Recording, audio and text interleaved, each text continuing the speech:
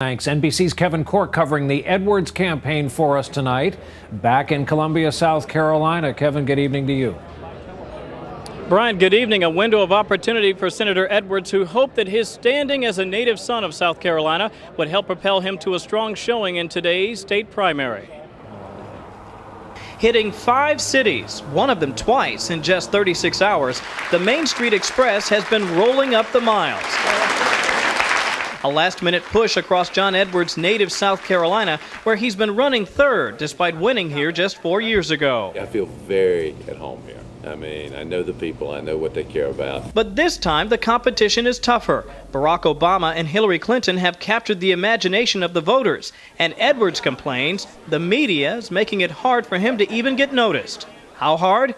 A study of coverage of the candidates last week showed Edwards placed a distant 6th.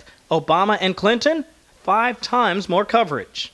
But Patsy Knotts noticed. She voted for Edwards today in Columbia. I didn't want him to think that we weren't listening. Thought by some to be all but dead after disappointing finishes in New Hampshire and Nevada, Edwards' campaign this week appeared to find new life, boosted by a late-night stop on Letterman. No.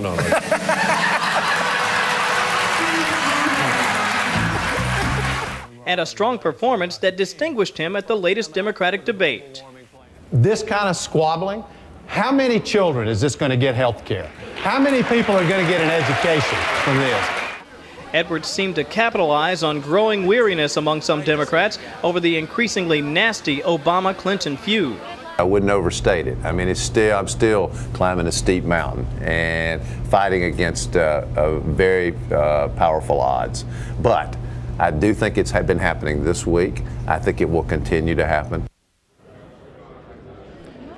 Tomorrow he is off to Georgia, and the campaign tonight, Brian, once again reiterated its pledge to stay in this race no matter what happens in South Carolina. All right, Kevin Corke with the Edwards campaign in Columbia, South Carolina. Now, as we continue hopscotching around, Tim Russert is in Tampa, Florida, where he will have John McCain on Meet the Press tomorrow morning. Tim is going to be with us here all night as we watch this vote in South Carolina, where we already know what some voters have been saying as they left the polls today. And Tim, I'm curious about the effect of a campaign that decidedly